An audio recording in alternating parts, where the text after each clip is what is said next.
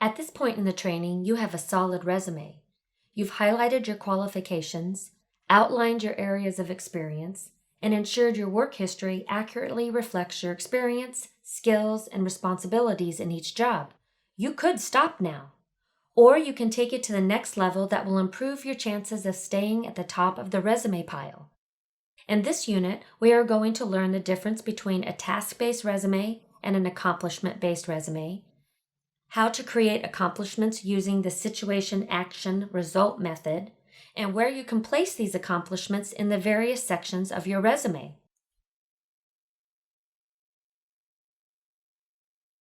In the first column, we have common task-based work history statements, or a job duty that you would find on a job description at time of new hire, or in a job posting soliciting applicants. The second column takes the task-based statement and converts it to an accomplishment-based statement, reflecting the task, but also showing how the employee performed and the positive impact she or he had while performing the task. Task-based is often used for less experienced workers, volunteer experience, or student level. An accomplishment-based resume tells an employer what you do to get things done. It shows that you can clearly identify the tasks and challenges in the workplace in your capacity. Accomplishments can be inserted in a variety of places in the resume. In the highlights of qualifications, under work history as a bullet point, within the work history itself, or a separate accomplishment section above or below the work history section.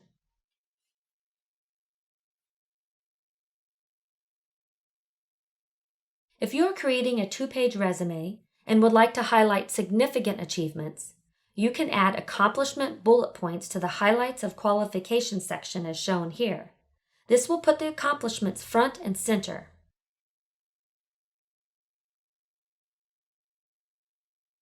You can add one or a few bullet points under the job where you perform these accomplishments. You can do this for every job, a few jobs, or just one.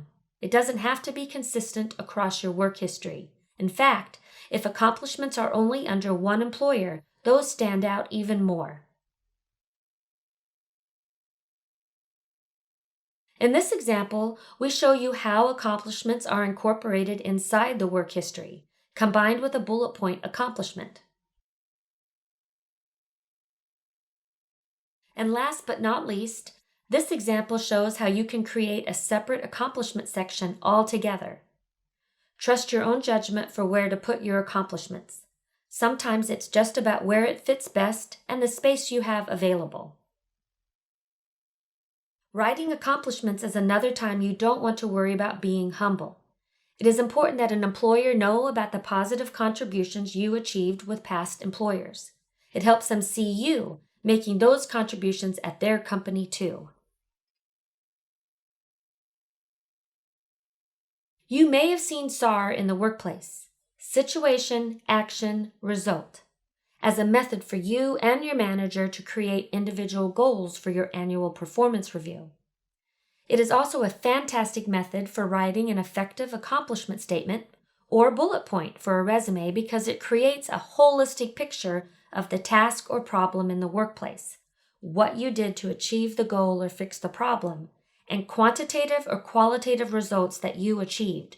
Sometimes these results are reflected in numbers, dollars, or other specific industry measurements. The first page of the worksheet is a brainstorming exercise. Before you can write accomplishments for your resume, you should spend some time brainstorming your contributions to the companies you've worked for and then writing them down. We have provided a list of challenges and opportunities to jog your memory.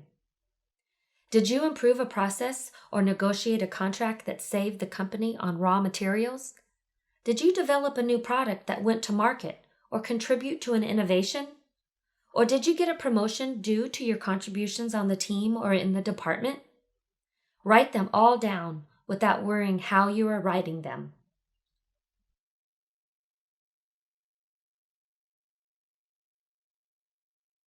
Next, go to page 2 of the worksheet called Creating an Accomplishment Using SAR Method. We have recapped SAR, which means the situation, the actions you took, and the positive results of your actions. And then we elaborated on our example for each category of SAR from page 1 of the worksheet. Then we have further elaborated and reworded the situation, action, and result using action verbs, ing verbs, and specifics that are relevant to the hiring leaders. In the next step, we have combined the 3 SAR statements into one accomplishment statement. And we're feeling bold, so we're going to ing all of the verbs.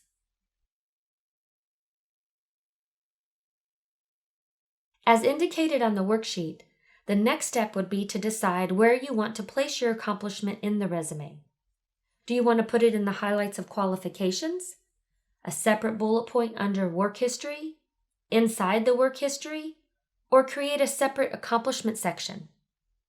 Go back to the previous slides as a refresher for accomplishment placement in the resume. Lastly, in the worksheets, we've provided a few more SAR example statements.